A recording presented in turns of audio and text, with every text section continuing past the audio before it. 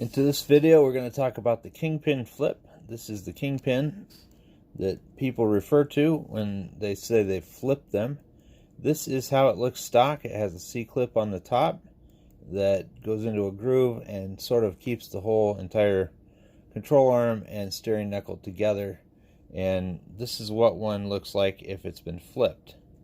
So basically what you have here is a pin that has a ball joint at the bottom and another ball joint at the top that the pin can actually slide through. It's kind of like a ball with a hole drilled right through the middle, and this pin comes up through it. This pin here has a ball that points downward, and I have now placed the ball in the bottom, the lower control arm, instead of the upper control arm like on the stock one. This is the ball that the pin slides through.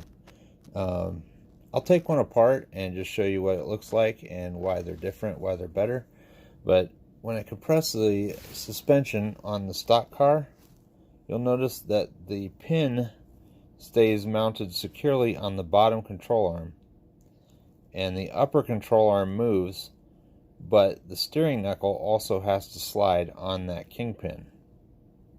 So you have two different things that slide on the Kingpin when it's stock. If you do the Kingpin flip, the entire car, well, basically what's happening is, since it's hard mounted at the top with this ball joint here, and the steering knuckle doesn't actually slide on the Kingpin. This stays in place and this stays in place relative to the arm. And what is actually happening,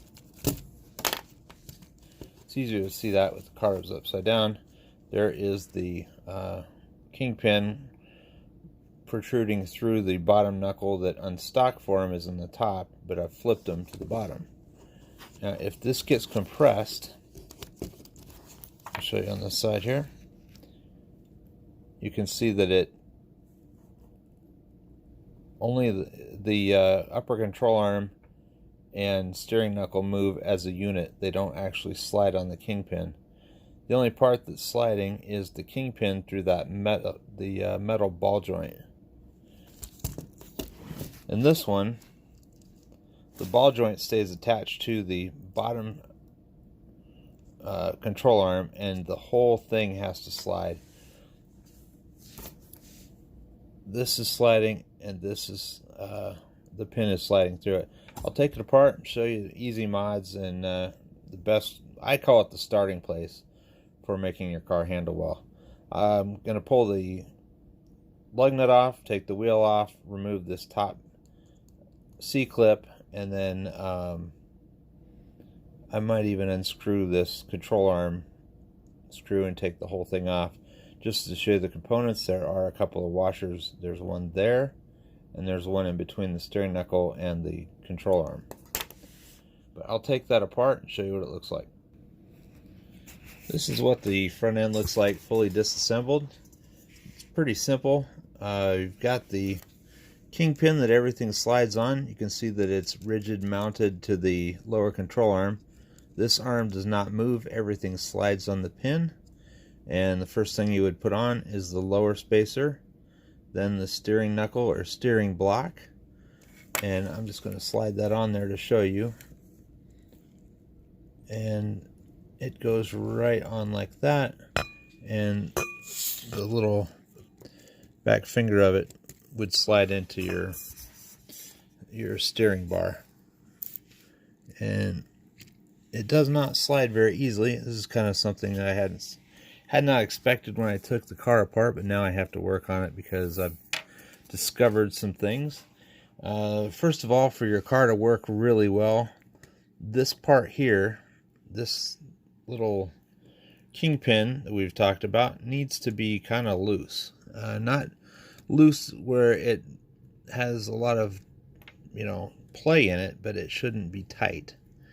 I like that to be completely free moving. If it's not free moving, then it won't function right when you change springs. I've also noticed that the ball inside of the top arm is not free moving either.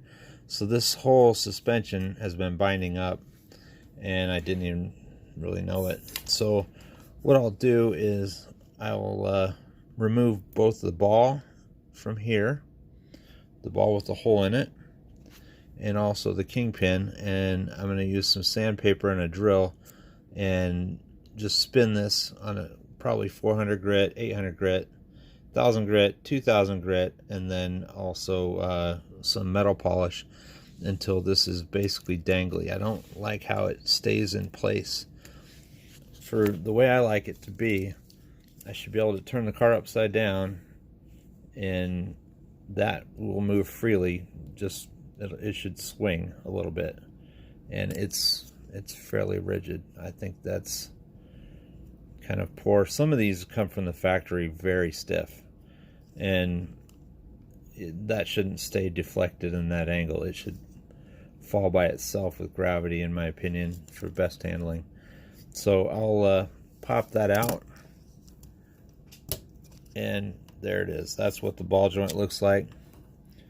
I'm just going to put that in a drill, spin it, and get that really smooth. And I'll keep it round, of course, but when it goes back in that hole right there, we're not actually going to put it back in that hole.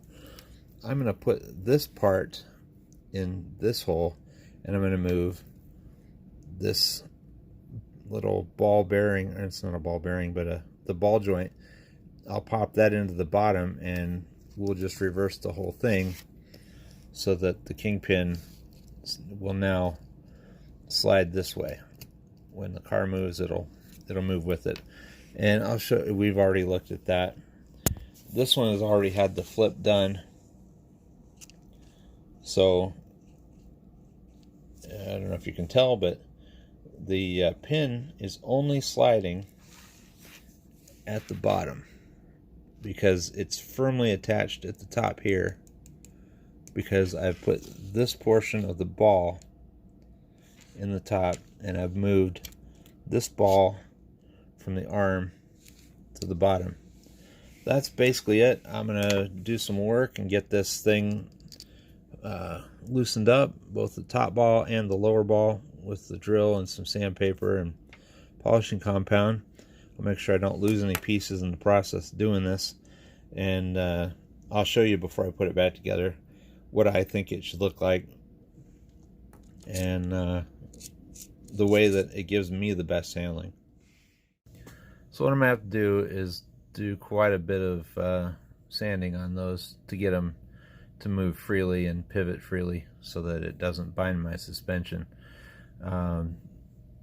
Your springs don't do any good if the suspension can't work. So once those can move freely, then you can actually start tuning, but you can't do a thing with it until all four of these ball joints are free moving, and until then it's just worthless. So I got a little bit of work to do. The up and control arms are both good. You can see they both move very easily. Won't even have to do a thing to those. These bottom ones are a little bit tougher because you've got to put them on something and spin them and sand them, and they don't really have a whole lot to get a grip with. So making those the right size to fit without binding is kind of tough, but I'll do that and put it back together inverted, just like the other car that you saw. I've just used a tire inflator and pushed it through that ball joint, and not a tire inflator, a ball inflator, sorry, like a basketball inflator. And it worked really good on the drill for holding that little ball joint. Also, it's good for testing it to make sure that will swing freely without a lot of play. You want it free, but you don't want play in it, and that's what I've got right there. I told you I'd do a recap on the Kingpin flip. I did something that I had not intended, because sometimes things don't work out the way that you think they will. I ended up going with bigger front tires, and not necessarily, well, not bigger front tires, but new front tires, because as these get worn, this is a LM car, it's 102 millimeter Le Mans body, And I don't know if many of you probably know this, but if you're new to Mini Z's, you probably won't.